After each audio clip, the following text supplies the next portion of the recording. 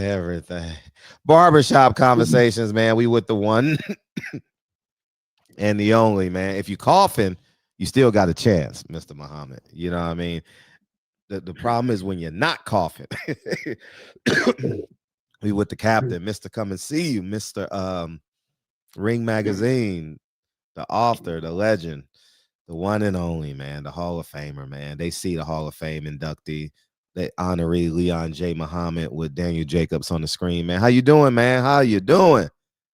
Hey, bro, it's been a long time coming. Change have come to barbershop conversation. It's been a long time. Man, all right, Don King. How you been? Everything good? hey, man, I'm doing wonderful things in Nigeria. Got 3 champions for the World Boxing Bureau. It's President Al Rahim. Just made a deal with Saudi Arabia, and he just made a deal with Ireland. Well, we making things happen over here. What a night, Saturday night. They turned out, the Puerto Ricans turned out. They turned it up in the Barclays Center this past Saturday night. Did they? Eddie Hearn came over here and knocked out the WBC champion and got another title. Eddie Hearn just showing up hustling. Is he hustling or his fighters are better? Oh, he hustling. Oh, is it? Because you put a guy in a few weeks earlier right before Thanksgiving. You lost the title shot against Abdullah Mason, Jay Preston's guy, Antonio Leonard, my crew down there in the Houston, Texas, the 3rd Ward. Right. Then he came to New York and upset the Puerto Rican material.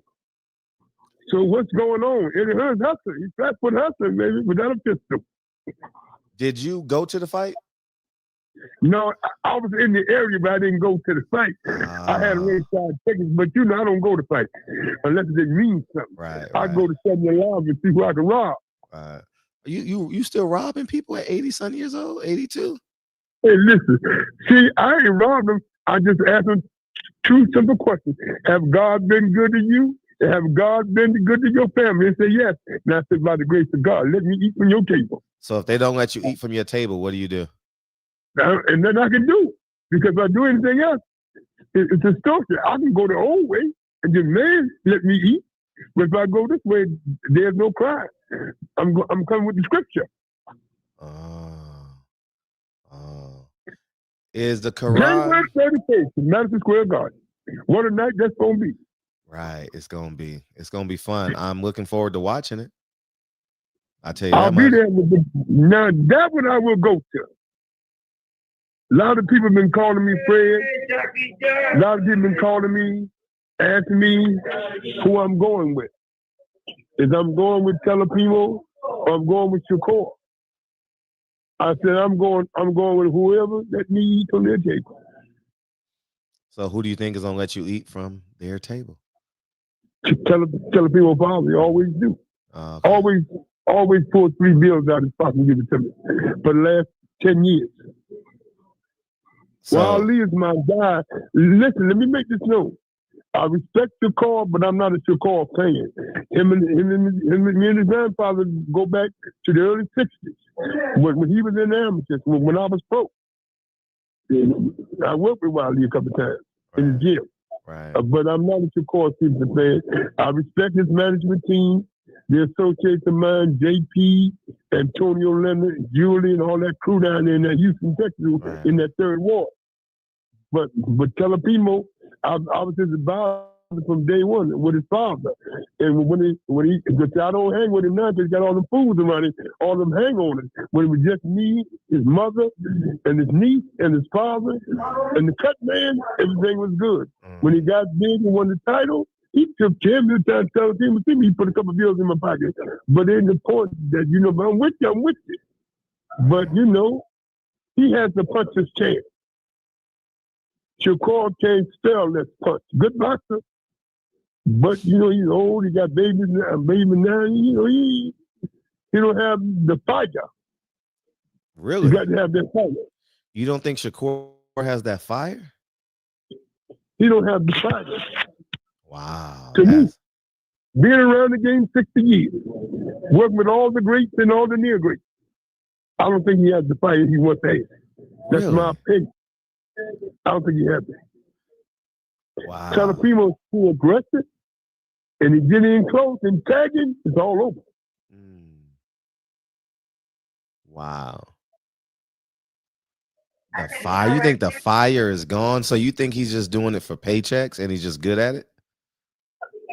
I think with his boxing ability and the type of opponents that JP and Antonia's getting, yes, this is a major payday. And they had to take this one. It was on before they went off. Then both of them getting older and both of them need them big paychecks. From experience, getting backroom deals and all with DK, Butch and Am and Herbert Muhammad, it's about the money, bro. You're older now. You ain't got that much time. All right, Brother Aaron. You ain't got much time. You got to get the payday when it's at the door. When the mailman come with the check, took out the sheet, he's the mailman. He come with the check. Check is in the mail. Right. And the check gonna come January 31st in the Mecca of Boston, Madison Square Garden, the Mecca of the world. The Mecca of the world. How many fights would you say? Malcolm and Honorable Elijah Muhammad said, so go New York, so go the world, because New York is the centerpiece. Right. New York is the porch of the world, right? Without a doubt. I would agree. I definitely would agree with that. How many fights would you say you've had at you've seen at Madison Square Garden? I want to see you great fights. No, just total fights, like cards, not total fights in the card, but how many events have you been to for boxing at Madison Square Garden? At Madison Square Garden, over 40. Yeah, that's like that's only once a year for you. You've been them. Come on, man. Over 40. That's it. You mean down through the years? Yeah. I want to say about 60. 60? 60. And what fight stands out to you the most? The best weekend fight I've seen in the Garden was Iran Barkley and Michael Elijah Day. When Iran Barkley knocked out Michael Elijah Day. It was on a Sunday, because I've never been to a fight at the Garden on a Sunday. I think it was 1984, 85. Michael Elijah Day got knocked out by Iran Barkley. How good was that? Huh? Go ahead. The Blade was good. Good brawler, good puncher, could always win. Going up. He could always win. He had a good chance to win. He could always win. He was a great fighter, but his problem was the street.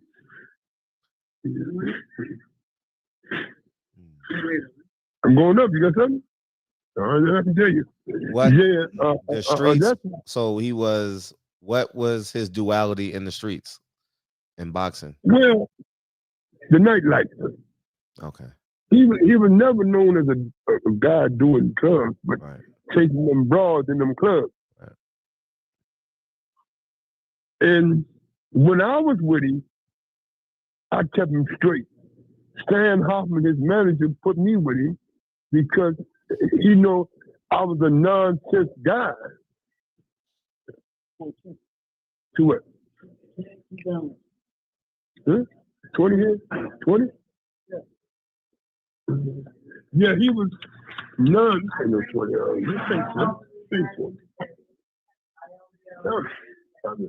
So, Fred, see, the nightlife killed Mitch Green and all of them. Mitch Green was a head case. You see what I'm saying? Right. And New York is set up to fight the street children. Reddy Bull was a nut. Was he? Reddy Bull was a nut. Really? Reddy Bull was a nut. Wow, I never knew that. So the street kill a lot of fighters. The nightlife. Right. And today, fighters today, just lunatics. Now, Fred, you've been on the West Coast a long time, right? I have. You don't hear the West Coast fighters getting into stuff like the New York, like the East Coast fighters. Bobby Chacon, Alberto Davila, and all them guys, Louis Penta, Jockey Lopez, the great light heavyweight, one of the greatest light heavyweights in history. You never hear them guys getting in trouble, man. You never hear them guys getting in trouble. Always the East Coast guy. Why do you think is that barbershop conversation? There's an expectation with New York City, Los Angeles, Miami. There's an expectation and a lifestyle that you believe that you have to live up to. You know, there's a standard of debauchery that you gotta have. You know, whether it's the women, whether it's the gambling, whether it's the drinking, whether it's the drugs, or a combination of all those vices. Yes, and you're right, Bob Jeff, because look at all the celebrity fighters. Them great fighters, some great gold medalists. Smoking Joe, the only one that didn't fall from grace. You know, he had the gym. He had people. He had all this around him. Me, Butch Lewis. He had and hey, darling, long hair. All right, and he had all the good guys around him. But look at the guys: Saad Muhammad, Melvin Taylor, Buster Brayton, who recently just died. He rest in peace. And you had all those guys. Charles Brewer, Robert Bang Bang Hines, all those champions of the 80s, David Reed, got conned by Don King and got knocked dead by Felix Trinidad. So, I mean, you look at these guys, when they lose, they go in the streets, man, they wind up picking up cans. Kevin Howard, who knocked Sugar Ray Leonard down, and a white girl picking up cans at the trash can. So all these guys fell from grace, man. That only shows you that they didn't have nobody around. And I said this all interview with you, our late brother Xavier Porter, Jason Sauce. I said all this. A fighter is only good as his team. and I'm not bragging on myself, but we took care of Michael Spinks real well. Never got in no trouble. We took care of Prince Charles Williams, who was my champion in the 80s. Beat Bobby Chad, we straightened him out. You know the couple of opponents I had, that Fort Marvin Hagler, they was all right. My brother-in-law, may he rest in peace, James Black Gold Schuler of the Schuler family in North Philly. No guys, I kept them out of trouble, man. But today's fighter, look at this fool from Maryland. He want to beat up girls in strip joints like a damn fool. That's right. Your man. Ain't my man. That's your guy. Ain't my guy. Ain't my guy, because I don't aspire to stand beside. We know you don't say it. You ain't got to say it.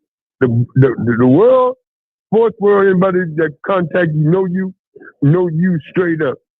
You're a good family man. If you don't get involved with them nut fighters, it is what it is.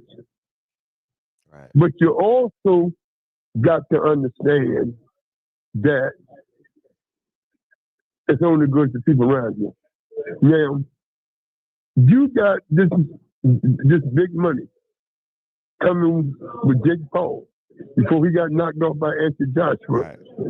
You know you got a nut. Bring him to California, put him in your house and watch it. Don't let the money go down the drain. That was the dumbest move I saw Sam and Al make. And I'm not an Al Heyman fan, but Sam Watson is my guy. So does my brother. But they know they got a time bomb. They should have brought this kid around them and kept this kid calm until he got the payday. Look, Anthony Joshua came over, whipped Jake Paul, and got the payday. And that's $40 million he could have had. Am I right or wrong? You're absolutely right. You are absolutely right in terms of money. You know, yeah, 40 million, that would have set you and your mother straight. man. That would have set. Man, it changes a whole. 40 million changes a whole bloodline, Mr. Yeah. Muhammad. Man, come on, dog. That's a lot of money. Jeez. And that's what I'm saying. You can set your mother and your grandmother up for life. Man. I mean, I thank God his mother got out of them streets and got off that shit. He bought a house. That's the only thing I like about it. He took care of his mom and his grandmother. And I don't know if he took care of his mother friend that raised him. Right. I don't know if he took care of her, bought her house or not. All right, brother. You see what I'm saying, Fred? Right. 40 million go down the drain because you married a girl that worked in the strip show. That don't make sense. He mad at a girl that's is a midnight dancer. That don't make sense. Is a silhouette dancer, man. Come on, dog. Like the fact that you're so immature and so, I'm not even gonna say naive, just dumb, that you would put that much equity in a woman that's a silhouette from 12 to 6 at night. You know, it's gonna cost you 40 million. Yeah, it's gonna cost you $40 million. Come on, man. Like, yeah, that's oh my heavens. It don't make sense. No, but that puts things in perspective as to who he is in terms of his mindset. You know. But then you disrespect the people that's around you. Calvin Davis and all those guys that have been with you a long time. Yep. Nobody gets paid. You pay nobody. Nobody gets paid. But you pay the court system. That's what I'm saying, bro. It's sad. Yeah. It's sad. And the reality is sad, man. And I see why you keep your son around, keep him on the ball court, keep him from that foolishness. Yeah. Because once you're saying that foolishness, it goes in you. Right. Because I wonder why. Then I thought about it. I say he got him around what he loved and let him play while he wrote. Right. And when you got a guy that's like that, it's sad. Fred, you go in the strip joint and beat up a girl for no reason and cost you 40 million. Fred, he's been my distant cousin. I had to crack him in his head. Man. They let 40 million go down the drain. Then an Englishman come over here and knock him out and get the 40 million. Jeez. An Englishman. Wow. A seasoned veteran. Wow. Wasn't playing with Jake Paul. He went in and got on him. Yeah. Yeah. He beat him up pretty bad too. Broken jaw. Yeah, man. And then Johnson had the tragedy when he went home. Right. See, I didn't know that he was a Nigerian. He just grew up in the UK. I didn't know that. He went home and we sent our condolences out. Barbershop Fred Leon J. Muhammad Sports Production. We sent out our condolences to the family of the two trainers that lost their lives. Oh, for sure. And may they rest in peace. May they rest in peace. I'm actually shocked you're speaking for me because you normally don't speak for other people. You only talk about what you know and what you see. Yeah, but I know the compassion family man you are. Oh, for sure. Yeah,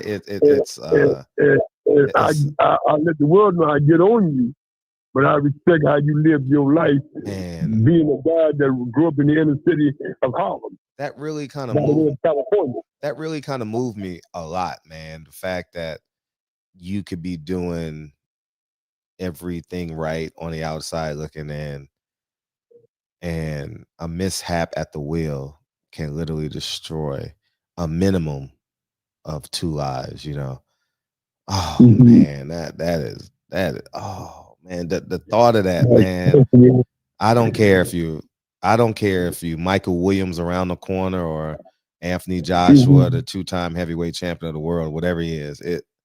Man, to lose a life, man. Jeez, man. Who was driving? You know, I don't want to speculate. This isn't a hypothesis for me, right? It's just what I believe. I believe if they were on the passenger side of the car, I don't know what side of the car they were on. I didn't do no investigation.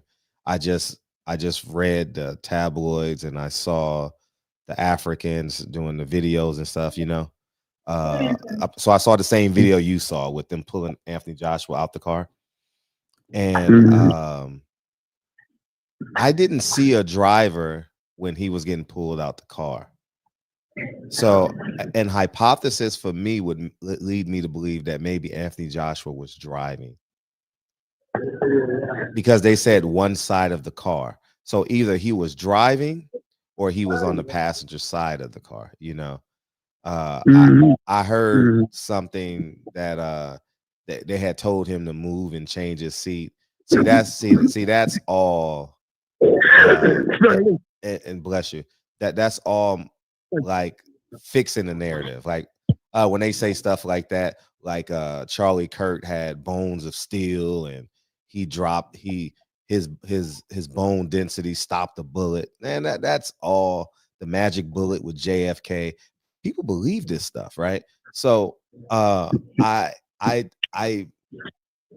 don't know what side of the car he was on, but I didn't see the driver in any of those videos. And if anybody has a video of the driver getting out the car, feel free to send it, put it in the comment section, and I will gladly look at it. But there's something in me that leads me to believe that he may have been driving, you know. So, well, let me say this: the former two-time heavyweight champion of the world, I wish him well, speedy recovery. Right. Coming from me, from my crew and your crew, friends. One thing we know: the scripture says, "Anything in the dark will come to the light." And whatever happens, it's gonna come. Yeah, man, it just sucks that two people lost their lives, man. Two people lost their life. Two families grieving. I grieve with them because I just lost a sister less than 6 months ago. But it is what it is. We have to move on. Right. The Bulldog just came back. Who? I'm going uptown. Talk to me.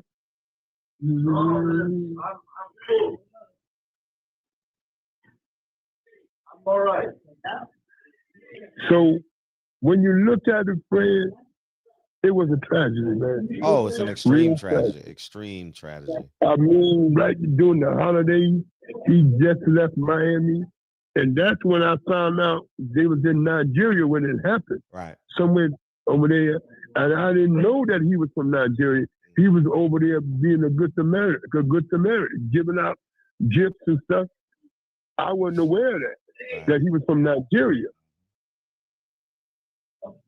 But to say all this, Fred, when you got two families that's grieving, bro, it's hard, man. Right. It's hard on their wives and their children. I've been down that road recently, and I know what it's like, and I know what it's like to lose someone in your family. But the Lord's the best of Noah, and God is the best of planners. Yeah, and I want to be clear. We were talking about because some people may view my perspective as insensitive. I genuinely believe having empathy for someone is separate from what you believe to be the truth or a great hypothesis, you know. There's no question about that. Yeah, but I want to make that clear. I'm not being insensitive, but I didn't. I understand. Fred, due to your controversy, you're doing right by. I don't want to create controversy over. I don't mind creating controversy over other stuff, but I don't. I don't want. Yeah, I like how you breaking it down. Yeah. So the people understand it because you're a controversial guy. So if you don't break it down like you just did, they may bring it in the sense of controversy. Yeah, I don't want to. Nah, that's the last thing I want to do. So, I'm just saying I didn't see another person getting out of the car, you know, and one would make me think there was only 3 people in the car. That's all I'm saying. And and I understand that. As an old soldier, been around a long time, seen it all. I definitely understand what you're saying. But a lot of people, Fred, being though that me and you controversial guys, they are not going to see it the way we see it. Right. So I wish them well. Pray to Allah that everything work out for the families. They can grieve. They can get their stuff together, and God keep them on the right path. Right. But this is a sad situation when you don't really know what happened. You know what the press print and what the press put out. Now, and I want to verify what you said. Fred, I didn't see no pictures. I don't know. I want to believe that the former 2-time heavyweight champ of the world, Hester Joshua, a Nigerian born, raised in Britain, that was driving. I don't, if he was the religious guy he is, I don't think he would have listened to nobody. He would have rolled with the punches. That's my belief in him. Having talked to him, having sat down and ate with him in New York, him and Eddie's father Barry, and his people, I don't believe he would have went for that race. That's just my opinion. If he was driving. If he was driving, yeah, it's just, but it's just a common sense presumption. Like it's just an hypothesis, man. Yes. You know, and I'm saying to you, if he was, I don't believe he would tell nobody to take him out of the driver's seat. If it's an accident, and prove that he wasn't intoxicated, no substance, no alcohol, being the religious guy that he is, I don't think he would have went for that. Personally, I don't believe he would for that. Because I judged and seen his character. I don't believe he would have went for that. If that's the situation. But nobody knows the situation but Almighty God. Right. That's what I think. Right. So, Fred, what we got coming up, other than, you know that they're trying to make the Devin Haney fight with somebody. They're trying to make him and Keyshawn Davis. Bill don't want to deal with the snake. He said he'll do this. He said he'll deal with JP directly. He won't deal with the snake and his crew no more. That's what Bill said to me on the phone. I'll fight Keyshawn. I'll cut the deal with Turkey out of the Chief and JP, but I won't deal with Top Rank. What do you think of that situation?